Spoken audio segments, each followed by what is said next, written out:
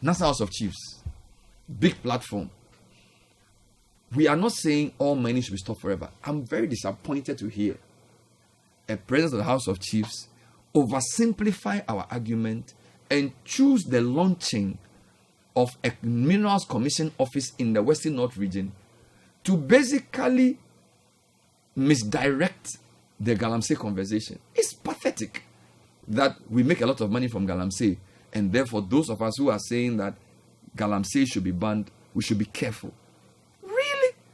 When the House of Chiefs themselves have written in the past that you read for me, that he signed, I would have thought that on an occasion like this, you would say he signed it. Can you imagine? Yeah, he signed that communique. That you get it, and God bless the media for not over highlighting it. It's so sad that whilst one chief is refusing a bribe on his deathbed.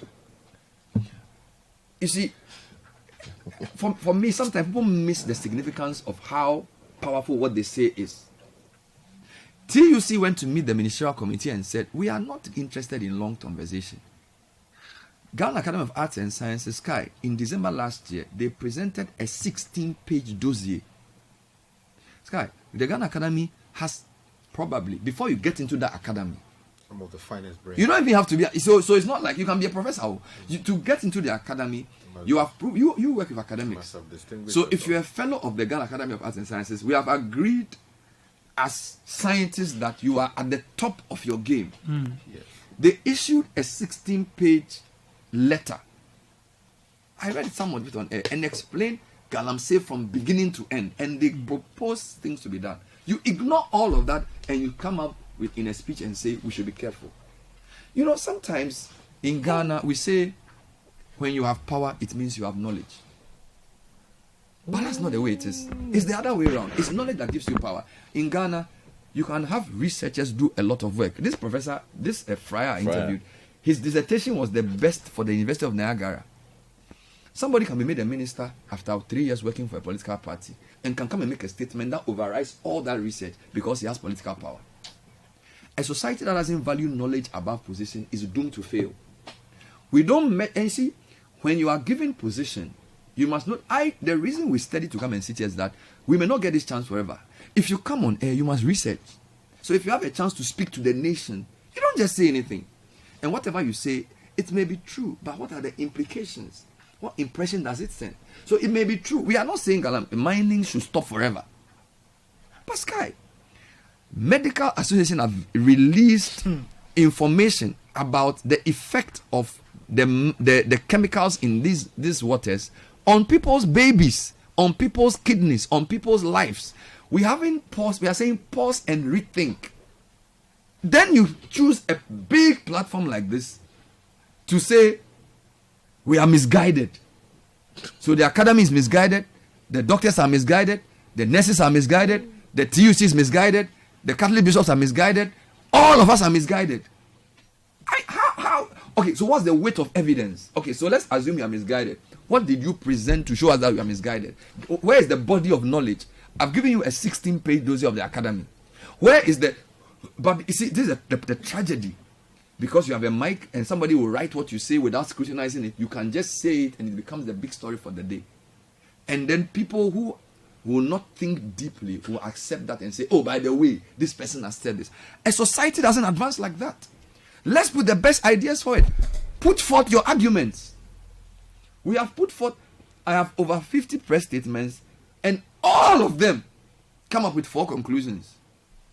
State of emergency, moratorium, LI 2464, a roadmap to salvage our water bodies. That's what they all say. When you distill all the press statements, they are saying it's gotten to a cataclysmic. The Ghana Water Company, Ghana Water Company, Ghana Water Company say we are not able to process raw water. Doctors are saying children are being born deformed. The video evidence of water pollution is there for all to see. Then you choose a platform to launch a Minerals Commission office to say something that completely tries to divert attention from the core issues. Unfortunate. Unfortunate. What I will say, I believe the academy. I believe the doctors. I believe the religious leaders. I believe those who have put their lives on the line to report on this for months, if not for years. I will believe them. And we thank God for the platform we have. We will not be intimidated. We will not back down. We will not shrink. The government has to do the right thing. The government has to make a decision. We will not allow them to obfuscate the issues. There's no window dressing. This is a fight we have to stand up for. They cannot say they haven't heard us, because they know our children's future. The chief was offered 250,000 cedis. He said, if I take that money, what happens to my children's future? Somebody has planted cocoa for 30 years. A rubber plantation that takes 8 years to fruit. And you spend 30 minutes to destroy it because you want money. Meanwhile, the research even shows that the employment you create from Galamsey doesn't last for more than a year. The poverty reduction is worse after Galamsey occurs. Environmental degradation is worse after Galamsey occurs. There's evidence. So we are not even speaking. He says the sole factor theory for Galamsey is false. He says artisanal mining has been transformed from labor-intensive to semi-mechanized industrial mining. The machines have been brought in by urban people and Chinese into Galamsey. This new phenomena affirms the multiple factor cause of Galamsey, which argues that poverty is not the sole driver of Galamsey. So don't tell me that what could the people do? What food do we eat after they are finished? What water will they drink after they are finished? After they get money, how many girls will get pregnant in that community? How many schools will get destroyed? What is the social and the political cost? What are you talking about? Why are we looking for convenient arguments? Because it suits us. That's not why we are here. We will not allow that. And there's research to prove that the way artisanal mining is being done with these excavators is destroying the country's ecology. And yet, every day, the government is changing the goalpost.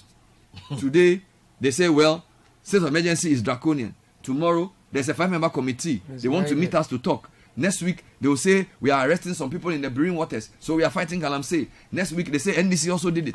Every week, there's a new thing. The most important thing to do is to announce a moratorium. That's what you have to do. And the organized labor will stand with, and they say, if by 30th you don't do it, all of us will join.